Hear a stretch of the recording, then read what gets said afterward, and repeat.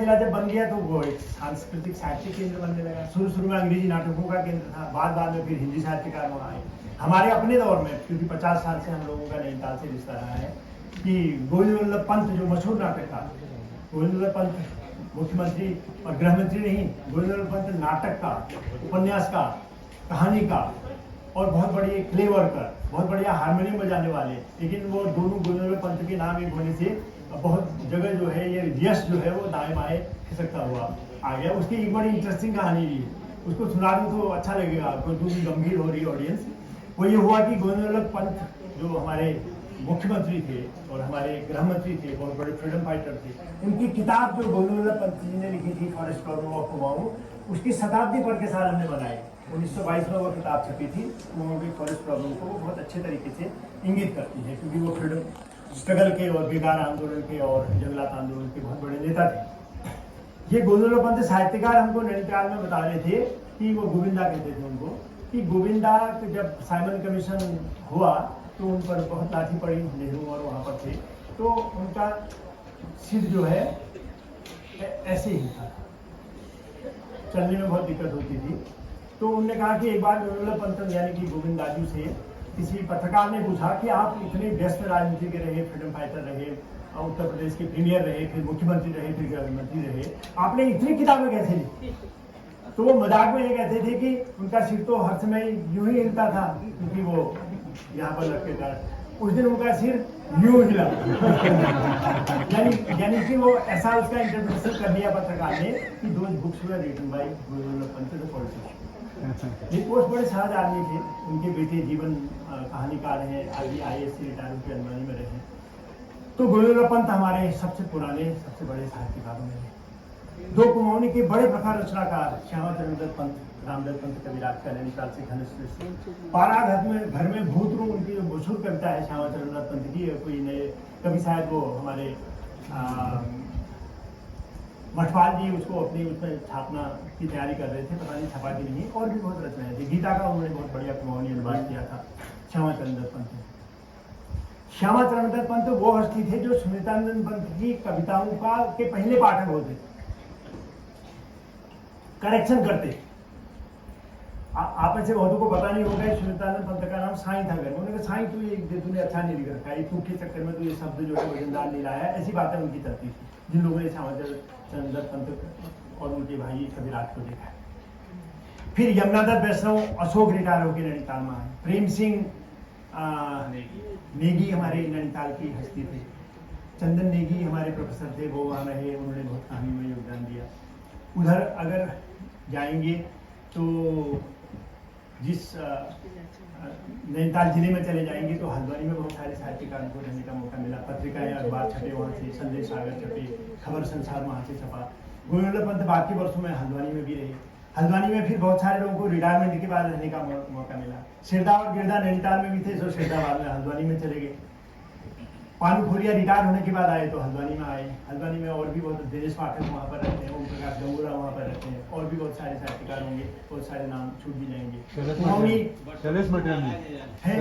शैलेश मटियानी अपने रिटायरमेंट के बाद वहाँ आए। और शैलेश मटियानी की एक बहुत ही पठनीय उपन्यास आकाश की तरह अनंत है, वो नैनीताल के वाइल्डनेस का जिस तरीके का वर्णन करता है, मतलब पानी की छोई का फूटना, छोटे से वो क्या बोलते हैं नौला, वो छोटे नौले को क्या बोलते हैं, चुपटोला, कैसे बरसात में चुपटोले बन जाते हैं, कैसे वो मौस से पानी टपकता है, वो बहुत ही ग्राफिक वर्णन उस उपन्यास में है। पता नहीं अभी रिप्रिंट हो गया, सुना मैंने, वो आकाश कितना आनंद है। नैनीताल के जीवन पर बहुत सारे और लोगों ने भी साहित्यकार लिखा, यानी साहित्य लिखा।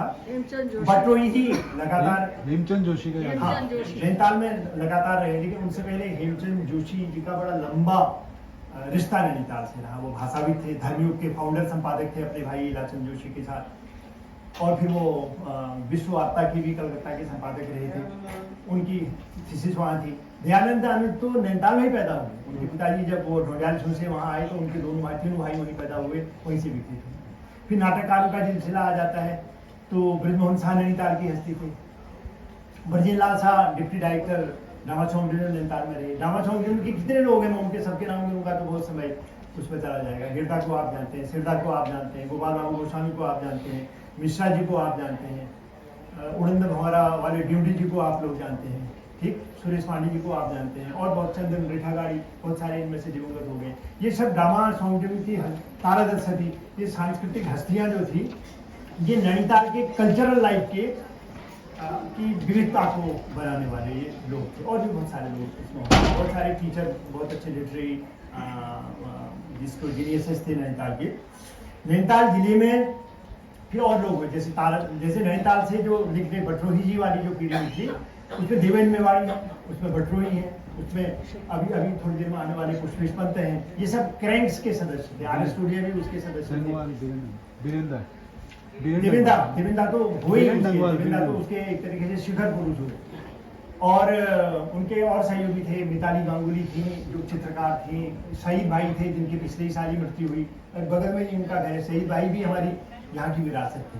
बाद में उन्होंने हिंदी में लिखा, अंग्रेजी में लिखा, पेंटर वो थे, और फिर वहाँ की जहाँ वो थे तुर्कू में वो थे, फिनलैंड में, तो फिनिश भाषा में भी उन्होंने अपनी रचनाएं लिखी। फिनिश उपन्यासों का, कहानियों का अनुवाद उन्होंने हिंदी में किया।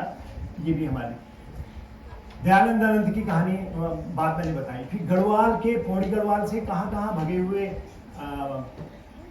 एक व्यक्ति थे जिनका नाम था, पर्वती के संपादक का नाम याद आ रहा है? उनियाल जी। उनियाल का बहुत बड़ा योगदान उसमें रहा। और उनकी कहानी जो उनकी बेटी ने जब शताब्दी मनाई गई, उसमें बहुत बढ़िया प्रकाशन किए, उससे उनके संघर्ष कथा बताते। एक आदमी किस तरीके से कहाँ कहाँ भटक करके जा करके अंततः एक पत्रकार बन के अल्मोड़ा में आया, ट्यूबरकुलोसिस का शिकार हुआ, फिर नैनीताल को उसने अपना केंद्र बनाया, और नैनीताल से अगले कितने मतलब 5-6 दशकों तक उन्होंने पर्वती निकाला, और उस पर्वती को दैनिक बनाया। और एन मौके पर उनको हार्ट की बीमारी हुई और छोड़ के उनको कोटद्वार जाना पड़ा। फिर भी वो अपनी सब प्रॉपर्टी को व्यक्तिगत न करके सार्वजनिक बनाया उन्होंने, और उसका ट्रस्ट बना के छोड़ दिया। और आज भी वो ट्रस्ट फेलोशिप देता है, स्कॉलरशिप देता है, प्रकाशन करता है, सांस्कृतिक कार्यक्रम आयोजन करता है। खुद उनकी बेटी बहुत अच्छी गायिका है और दिल्ली में रहती है, बहुत सारे सांस्कृतिक कार्यक्रम वगैरह ऑर्गेनाइज करती हैं, स्पॉन्सर करती हैं और मदद करती हैं। कबूतरी देवी को उन्होंने मदद की और बहुत सारे और लोगों को मदद की। तो पर्वती भी नैनीताल से ही 1977 में जब इमरजेंसी खत्म हुई, तो राजीव लोचन शाह के संपादन में नैनीताल समाचार की शुरुआत, जिसके 45 साल पूरे हो गए। और उनकी जिद है कि 50 साल तो हम करेंगे ही, तो आधी शताब्दी तो हम मनाएंगे, फिर अगली पीढ़ी जिस तरीके से चाहेगी आगे ले जाएंगे। और भी अखबार निकले और लंबी कहानी है, उसके विस्तार में अभी जाना बड़ा मुश्किल होगा। और साहित्यकारों में फिर बहुत चीज जो मैं अभी मदन चंद भट्ट, पुष्पेश पंत और तालचंद त्रिपाठी और इनकी पीढ़ी बताता, उसमें कैलाश चंद्र लोहिनी भी था। डीएसबी कॉलेज उस जमाने में संपन्न, हाँ, डीएसबी कॉलेज उस समय बहुत ही वाइब्रेंट इंस्टीट्यूशन था, एक से एक बेहतरीन टीचर वहाँ पर थे। पता चला कि इकोनॉमिक्स का टीचर है लेकिन उसकी लिटरेरी रुचियाँ हैं, पता चला कि हिंदी का व्यक्ति है लेकिन उसकी और भाषाओं में, पता चला कि वो हिंदी का प्रोफेसर है जैसे विश्वनाथ नाथ उपाध्याय, तो वो उपन्यास लिखता है, गोरखनाथ के जीवन पर उपन्यास लिख रहा है, कविताएं लिखता है। या कोई और टीचर है दिल्ली में जो वो त्रिपाठी जी का क्या नाम हुआ, बहुत पहले यहाँ रहे, वो जो शिखरदा के समारोह में आने वाले थे, वो दिल्ली में है, विश्वनाथ तिवारी डीएसबी कॉलेज के सन 51 के प्रोफेसर रहे। और मल्लीदार के चंद्रशेखर चंदोला ने उनको क्लास में वो करने की कोशिश की, उन्होंने उसको नियंत्रित कर दिया। और अपने मेमोयर में उन्होंने उस विद्यार्थी का जिक्र दिया कि कैसे वो जाने के दिन रोता हुआ। हाँ, फिर नैनीताल से मृणाल पांडे, उनकी बहन हीरा पांडे जो साहित्यकार के रूप में। पुष्पेश पंत की बचपन की शिक्षा तो वहाँ हुई थी जिसको मुक्तेश्वर कहते हैं, IBR है, उनके पिताजी वहाँ डॉक्टर थे। लेकिन फिर इंटरमीडिएट के बाद वो नैनीताल के थे, शायद हाई स्कूल के बाद वो नैनीताल के हो गए। तब से लेके MA इतिहास में करने तक वो नैनीताल के विद्यार्थी, डीएसबी कॉलेज के विद्यार्थी थे। डीएसबी कॉलेज के एक से एक बेहतरीन टीचर थे जिनका यश हम देश देशांतर में सुनते रहे हैं, उनके विद्यार्थियों के माध्यम से जो देश विदेश में रहे। और जिन विश्वविद्यालयों में बाद में वो डीएसबी छोड़ के गए, वह उससे पता चलता है कि कितने प्रतिभाशाली लोग उसमें डीएसबी की फैकल्टी में थे। और उनको उस जमाने में यूनिवर्सिटी पोस्ट दी गई थी, असिस्टेंट प्रोफेसर, एसोसिएट प्रोफेसर। और डीएसबी में ऑक्सफोर्ड पढ़े हुए KN सिंह साहब, और तब से लेकर डॉक्टर DD पंत जो पहले हमारे नोबेल लॉरेट जो थे उनके विद्यार्थी के रूप में आए थे, उन्होंने किस तरीके से डीएसबी की परंपरा को आगे चलाया। और डीएसबी ने फिर सिविल सर्विसेज को कितने लोग दिए, साइंस को कितने लोग दिए, इंडियन फॉरेस्ट सर्विस को कितने लोग दिए, प्रशासनिक प्रांतीय सेवाओं में कितने लोग गए, टीचर कितने बने, प्रोफेसर कितने बने, नेता कितने बने, एक लंबी कहानी एक तरीके की है। और डीएसबी उस जमाने में सिर्फ नैनीताल का नहीं, वो एक जमाने में एक तरीके से पूरे इलाके का कॉलेज था, जिसमें पूरे उत्तराखंड के लोग ही नहीं आते थे बल्कि नीचे की तरफ से भी बहुत सारे लोग आते थे। ये एक बड़ा तो साहित्यकारों में जिनका मैंने नाम लिया उनमें बहुत सारे लोग बाहर निकल के बहुत प्रतिष्ठित हुए, जिन्होंने बड़ा योगदान दिया। थिएटर के लोग वहाँ पर आए और युगमंच की स्थापना हुई तो उससे कितने निकले। एक जमाने में ऐसा था कि नेशनल स्कूल ऑफ ड्रामा को नैनीताल स्कूल ऑफ ड्रामा कहने लगे, क्योंकि करीबन 30 लोगों ने नेशनल स्कूल ऑफ ड्रामा से क्वालिफाई करके वो फिल्म इंस्टीट्यूट में गए। तो वो नैनीताल का एक बड़ा योगदान था। पहले भी नैनीताल में थिएटर की बड़ी पर्सनैलिटीज थी, फिर वो दिल्ली जाके गए। मोहन उप्रेती, नईमा खान, ब्रजेंद्र लाल शाह, ब्रजमोहन शाह, ये दिल्ली की बड़ी हस्तियाँ हुई। और हमारे वो भाई रमोला वाले वो जो आपके टाइम्स ऑफ इंडिया लखनऊ के संपादक, नाम बोलो। इद्रिस मलिक। नहीं, इद्रिस मलिक तो अभी मॉडर्न कलाकार है। मॉडर्न में तो बहुत सारे कलाकार अभी हमारे मुंबई में हैं। अभी मुझे गोपाल त्रिपाठी मिले यहाँ, गोपाल तिवारी मुझे मिले अभी। तो गोपाल तिवारी जो है उसका भाई पॉलिटिकल साइंस में है, पहले रानीखेत वो था। तो हाँ, वो है विष्णुमोहन बडोला। विष्णुमोहन बडोला इनकी टीम के मेंबर थे। पौड़ी जिले के रहने वाले, कोटद्वार से निकले हुए, वो टाइम्स ऑफ इंडिया के एडिटर थे और शाम को जो है नेशनल स्कूल ऑफ ड्रामा में अपना ड्रामा में भाग लेते। लोग बताया नहीं आता था, अनेक लोग बात करते थे कि वो विष्णुमोहन बडोला कोई और होगा, क्योंकि संपादक को यहाँ थिएटर करने की फुर्सत कहाँ से होगी। लेकिन दोनों चीज़ें, बाद में वो फिर बहुत बड़े गायक भी बने। फिल्मों में आपने देखा होगा उनकी एक बेटी बहुत अच्छा लिखती है, उनका एक लड़का फिल्मों में काम करता है, अब उनकी डेथ पर के साथ हो गई। ये सब इनका रिश्ता नैनीताल से था। मृणाल पांडे का नाम लिया हमने, हीरा पांडे का नाम लिया, उनकी माँ का नाम लेना भूल गए। शिवानी का पूरा जीवन नैनीताल में, क्योंकि उनके जो पतिदेव थे वो डिप्टी डायरेक्टर एजुकेशन, तो अयापाटा में वो बरसों तक रहे और उनके पूरे मनस्थित्व, उनके बच्चों की मनस्थित्व, इंक्लूडिंग पुष्पेदा वगैरह की मनस्थित्व को बनाने में नैनीताल शहर का, उस परिवार का बहुत बड़ा योगदान है। शिवानी जी शुरू में लिख नहीं पाती थी, पता नहीं किस तरीके का मनोविज्ञान था, क्योंकि अभी उनकी डेफिनेटिव बायोग्राफी नहीं आई है। उनकी लड़की ने जो लिखी है वो उनका वर्जन है, लेकिन एक उनकी सोशल हिस्ट्री अभी नहीं आई है। तो वो क्यों उन्होंने शिवानी नाम चुना और क्यों वो गौरापंत के नाम से नहीं लिख सकी, लेकिन फिर उन्होंने लिखना शुरू किया तो फिर वो छा गई। साप्ताहिक हिंदुस्तान, धन्ययुग, हर जगह शिवानी की कहानियाँ दिखाई देती थी। और बहुत संवेदनशील गद्य उन्होंने उस जमाने में लिखा, बहुत प्रांजल गद्य उन्होंने उस जमाने में लिखा, छोटे छोटे मेमोयर्स भी उन्होंने लिखे। हमने पहाड़ के नए अंक में डॉक्टर खजानचंद पर लिखा हुआ उनका संस्मरण जो है प्रकाशित किया है। तो ये सब साहित्यकार भी है। बगल में भवाली है, यहाँ पर चंद्रदत्त पंत बहुत बड़े साहित्यकार यहाँ पर रहा करते थे। एक आर्कियोलॉजिस्ट से यही बगल में जो है जोशी जी जो है वो भीमताल के आगे नौकुचिया ताल में रहते थे। उनका एक परिवार का जो उत्तराधिकारी है वो बहुत बड़े जो पाथड़े हमारे निकलते हैं वो पांचांग, उनको पिछले 3-5 वीडियो से प्रकाशित करते हैं। एक जना उनके परिवार में आर्कियोलॉजिकल सर्वे का डायरेक्टर जनरल बना, नाम याद आ रहा है? मुनीश चंद्र जोशी उनका नाम।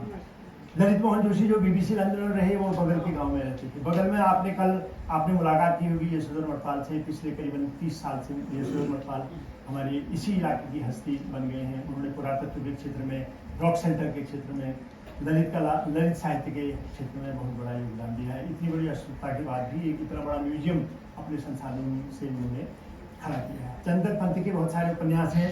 वो भीमताल वाले पंजी नहीं आए? हाँ, राजशेखर तो बैठा है। राजशेखर के पिताजी एक तरीके से अननोटिस चले गए। उन्होंने बहुत बड़ा योगदान हमारे साहित्यिक उसको किया है। इसके बाद बगल में ही हमारे जो अपना स्टीव एल्टर ने वो क्या नाम हुआ, पीटर का पूरा परिवार वहाँ रहा। उन्होंने तितलियों के अध्ययन को इतना बड़ा योगदान दिया जितना बड़ा योगदान किसी उस तरीके से बायोलॉजिस्ट ने दिया होगा, जितना कलेक्शन उन्होंने किया। उनके परिवार का एक व्यक्ति जो डीएसबी का पढ़ा हुआ था, कविता जी आप उनका विंसेंट, हाँ क्या नाम? विंसेंट, विक्टर हमारे यहाँ डीएसबी में हम लोग जब वहाँ पर थे वो एक बार लेक्चर देने के लिए आए थे। वो क्लाइमेट चेंज के साइंटिस्ट हैं और अभी जर्मनी में वो रिटायर हो गए। उसकी तो बड़े भाई की तो यहाँ डेथ हो गई है। तो इन लोगों का अपना योगदान है। भवाली, हाँ, आर.के. पचौरी की पढ़ाई नैनीताल में हुई, जो आपके टेरी के वाइस चांसलर रहे। और बाद में आपने सुना होगा वो जो IPCC थी ना, inter governmental panel on climate change जो है उसके चेयर रहे। अभी उनकी पिछले जो डेथ हो गई है वो भी नैनीताल। नोबेल प्राइज जो 500 लोगों को मिला उनमें वो इंक्लूडेड थे। That time he was the chairperson of IPCC। तो ये बड़ा योगदान है। भवानी में ही कैलाश साह रहते थे, जो साइंस फिक्शन के बहुत बड़ी हस्ती थे। अब हम भुलाना तो जल्दी से भूल जाते हैं ना अपने हीरोज को याद करने के बाद, लेकिन एक व्यक्ति का नाम अभी तक नहीं ले पाया मैंने पुष्पेदा का नाम लिया, मैंने शिवानी का नाम लिया, मैंने उनकी दोनों बेटियों का नाम लिया, लेकिन जिसके कारण शिवानी शांति निकेतन पढ़ने के लिए गई, उनकी बड़ी दीदी, उसका नाम लिया, वो थी जयंती पंत, टैगोर की सबसे प्रिय शिष्य। जब गांधी जी वहाँ के कैंपस में आते थे तो पिछड़ा लेवाने के लिए और वो आरती करने के लिए गांधी जी की वही सबसे आगे होती थी। एक बड़ी चौड़ी पट्टी वाली जो साड़ी गोले वाली, वो बॉर्डर वाली साड़ी में उनकी फोटो है एक वहाँ के एल्बम में, उस पर जाती थी। लेकिन उन्होंने फिर विवाह के बाद अपने 2 बच्चों को, पुष्पेश और मुक्तेश को पैदा करने के बाद उन्होंने पढ़ना लिखना तो जारी रखा, लेकिन पॉपुलर रेगुलर लिखना उन्होंने बंद कर दिया। बहुत सारे रचना उन्होंने, वो 8-10 भाषाओं की अच्छी ज्ञाता थी, लेकिन उन्होंने वो फिर वो परिवार में रह गई और एक तरीके से उनका जो लिटरेरी योगदान हो सकता था वो सीधा उनके माध्यम से नहीं हुआ, उनके उत्तराधिकारियों के माध्यम से जरूर हुआ, लेकिन उनकी प्रतिभा से क्या क्या नहीं निकलता। मैं देख रहा था अचल की फाइलों में कैसे उनकी कविताएं थी, विश्वामित्र में कैसे वो लिखते थे, शांति निकेतन के जॉर्डन में वो कैसे लिखते थे। आज भी उन रचनाओं को ढूंढा जा सकता है, तो वही वो भी यहाँ के बगल में। अभी हमारे वो जो SP जो सिंह साहब है यहाँ पर, उन्होंने भवाली पर एक बहुत ही फैसिनेटिंग किताब लिखी है, वो शैलेंद्र प्रताप सिंह जी IPS से रिटायर हुए, उन्होंने भवाली को अपना घर बनाया है, वो वहाँ रहे। और बहुत सारे नाम हैं, अभी उनका सही भाई का नाम दिया है, 2 नाम और आ रहे हैं, मैं उनकी तरफ जाता हूँ। 3 नाम और आते हैं, वो 3 नाम 4 नाम है। पहला नाम है टैगोर का, जो 1905 से लेकर 7 तक यहाँ आए, और उनकी जो बड़ी बेटी थी वो ट्यूबरकुलोसिस की शिकार थी और वो यहाँ उसकी मृत्यु हो गई, और उसके बाद टैगोर का मन कुमाऊं आने को नहीं है। 37 में जब शिवानी की बड़ी दीदी पुष्पेदा की माँ शांति निकेतन में पढ़ रही थी, वो अपने गुरु को मना करके अल्मोड़ा ले आई, तो बहुत दिनों तक वो अल्मोड़ा में रहे। ये भी प्रसंग सुनाना अच्छा रहेगा कि कुमाऊं की एक बहुत बड़ी हस्ती, जो कुमाऊं की कविता के बहुत बड़े हस्ताक्षर थे, गौरीदत्त पांडे गौरदा, जिनके गीत को गिरधारे दोबारा हमारे सामाजिक आंदोलन में गाया, तो उन्होंने रविन्द्रनाथ टैगोर के सम्मान में वहाँ एक कविता सुनाई अल्मोड़ा में। उसकी पहली लाइन थी, द्वि रवि आइयाँ छन अलवाण में, एक आकाश में और एक। तो राम जी के मंच पर वो बैठे हुए थे और उन्होंने कहा कि आज 2 सूरज आए हुए हैं, एक आसमान में दमक रहा है और एक इस मंच पर। उसके बाद अपने वास्कट के जेब से उन्होंने उसका अंग्रेजी अनुवाद निकाल के पढ़ना शुरू किया, तो टैगोर ने कहा खबरदार पढ़ो नहीं। कविता पूरी मुझ तक पहुँच गई। कुमाऊनी में और बंगला में रिजेम्बलेंस है करके टैगोर ने कहा। ये 37 की बात है, रामजी इंटर कॉलेज अल्मोड़ा के आंगन में ये समारोह हुआ था। और यहाँ फिर बहुत सारे और रचनाकार हैं, 1-2 रचनाकारों को शायद मैं अभी भूल रहा हूँ, ठीक से मेरे स्मृति में वो नहीं आ रहे हैं, जिन्होंने हाँ, मैं यात्राओं में आ रहा था, वही नहीं, विवेकानंद का तो एक अलग योगदान है, उसको मैं बताऊंगा। विवेकानंद और अरविंद घोष दोनों होंगे, उनको जिक्र करूंगा, लेकिन पहले इसको कहूँगा कि रविन्द्रनाथ टैगोर के बाद जो दूसरी बड़ी हस्ती का यहाँ से रिश्ता बना, वो रिश्ता बना हमारे अज्ञेय जी का। अज्ञेय जी अपने विवाह के तुरंत बाद कविता पाठशाला को लेके इन्होंने यहीं पर उनका घर बनाए, यहाँ पर ये नंदन इंतजाल है, बहुत दिन तक वो घर रहा। फिर जब उनकी इला डालमिया से शादी होगी तो उसका स्वामित्व इला डालमिया के पास रहा। फिर अज्ञेय जी की मृत्यु के बाद इला डालमिया ने एक नेपाली कोयराला से शादी की, तो उसका स्वामित्व हुआ, वो कोयराला भी शायद नहीं रहे, तो पता नहीं अब वो किसके पास है। बहुत सारी किताबें, पेंटिंग्स। एक बहुत बड़े पेंटर थे हमारे यहाँ स्वामीनाथन की जो पत्नी थी वो भीमताल के किसी पांडे परिवार की बड़ी भव्य महिला थी, और वो यहाँ बहुत सालों तक स्वामीनाथन रहे। स्वामीनाथन जो बहुत बड़े मॉडर्न पेंटर थे, जो भारत भवन की स्थापना में भी भोपाल के जिनका बहुत बड़ा योगदान रहा। उनका लड़का S कालिदास करके बहुत बड़ा आर्ट क्रिटिक था, उसका हमारे से यहाँ से रिश्ता रहा, जो बाहर से आए हुए लोग यहाँ स्थापित हुए। हाँ, और एक यशपाल बहुत बड़ी हस्ती थे, जो ये अब नैनीताल का जिक्र है तो भवाली सैनिटोरियम का जिक्र है, लेकिन ये लंबा हो जा रहा है, मैं इतना लंबा करना नहीं चाहता था। भवाली सैनिटोरियम में एक से एक बड़ी हस्तियाँ रही। यशपाल वहाँ रहे, हमारे बहुत बड़े कवि जो थे चंद्र कुमार पटवाल वो वहाँ रहे, कमला नेहरू भी यहाँ रही, और जो ये साजी थे हमारे भवाली के, उनके कमला नेहरू के डॉक्टर वो यहाँ रहे। आपको ये बताया मधुमती की शूटिंग के लिए कैसे दिलीप कुमार की और उनकी पूरी टीम यहाँ आई, कैसे लोगों के मनों में वो आ गए, कैसे वो रोगियों से मिलने के लिए गए। डॉक्टर खजान चंद ने कहा कि दिलीप कुमार और उनकी टीम से और वो जो विमल राव की टीम से कि अगर आप के एक्टर हमारे रोगियों से मिलेंगे तो उनका ट्यूबरकुलोसिस आधा हो जाएगा, उनके फेफड़े सफल हो जाएंगे। ये सब कलाकार अस्पताल में एक एक इंडिविजुअल से मिलने के लिए। तो ये हिस्ट्री में हमारी सुल्ताना डाकू, ये किताब पढ़ेंगे शैलेंद्र प्रताप सिंह की सुल्ताना डाकू का जो अनशन ट्रायल हुआ ये हाल ही में हुआ, लेकिन उसके विस्तार में जाने की भी गुंजाइश नहीं। तो ये उन बड़े साहित्यकारों की यात्राएं आ रही है। यशपाल जी हमारे ये मैं बता रहा था। सुभाष चंद्र बोस के ट्यूबरकुलोसिस की पड़ताल के लिए भर्ती हमारे भवानी सेंचुरी में हो। अब 2 लोग रह गए हैं जिनकी चर्चा में करूँगा। नैनीताल में 1904 में अपने विवाह के बाद अरविंद घोष आए और जो अभी तोड़ दिया गया है मुख्यमंत्री निवास कहा जाता था जिसको, अभी चीफ जस्टिस का वो घर बना है, उस घर में अरविंद घोष रहे। नैनीताल में अरविंद आश्रम तो जरूर है, लेकिन जिस घर में उनका पहला पदार्पण हुआ था उसको हम एक स्मारक मेमोरियल का रूप नहीं दे सकते। जो दूसरा व्यक्ति नैनीताल में उससे पहले आए वो विवेकानंद। अपनी पहली यात्रा में when he was unknown to all वो नैनीताल आए और नैनीताल से वो ये भवानी के रास्ते, तभी तो वो आपके काकड़ी घाट तभी तो गए ना, नहीं तो पॉपुलर रास्ता तो प्यूड़ा होते हुए था ना अल्मोड़े के लिए। नैनीताल वालों को भी प्यूड़ा होते हुए अल्मोड़ा जाना पड़ता था, ये रास्ता प्रचलित नहीं था। वो इस अननोन रास्ते गए हो और वहां पर बैठे थोड़ी देर के लिए, और जैसे ही वो करबला जहाँ पर बना हुआ है वहां पर पहुंचे, वहां वो मूर्छित हो गए। और आज हर कोई नरेंद्र नाथ का या विवेकानंद का इतना नाम लेता है, उसमें उनको जान के लाने पड़ गए जब वहाँ बेहोश होकर गिरे। वहाँ जो उस कब्रिस्तान का जो संरक्षक था या सेवक था, वो वहाँ पर एक हाथ में एक लोटे में पानी और एक हाथ में ककड़ी लेके दौड़ा दौड़ा आया। उन्होंने कहा पता नहीं, उन्होंने कहा कि मैं मुसलमान हूँ, मेरे हाथ का पीते हैं कि पानी नहीं। उन्होंने कहा नहीं, तुम तो मेरे जीवनदाता हो, मेरे देवता हो, मैं ककड़ी तो फिर खाऊंगा, पहले तुम्हारे हाथ का पानी पीऊँगा। और जब विवेकानंद विश्व विजेता जैसे बन के अल्मोड़ा में आए 1896 में, और सुनीतानंद पंत की कविता है माँ जब अल्मोड़े में आए थे, जब राजर्षि विवेकानंद तम्बग में वन बिछवाया दीपावली की विपुल मंद वगैरह जो कविता लिखी थी, उसमें उन्होंने उतनी बड़ी लोगों में, बहुत से बड़ी भीड़ में उस व्यक्ति को पहचान लिया जिन्होंने उसकी पहली यात्रा में जब वो अननोन थे उनको पानी पिलाया था, उनको ककड़ी खिलाई।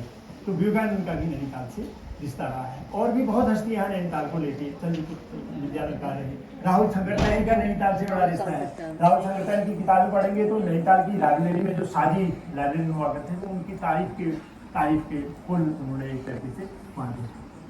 नैनीताल ने हमें बहुत सारी और हस्तियां दी, जैसे चंद्रलाल शाह जैसे लोग जिन्होंने नैनीताल माउंटेन क्लब की स्थापना की, उन्होंने बहुत सारे सामाजिक प्रयोग किए। पूर्वांचल बैंक की संस्थापक अध्यक्ष वो रहे।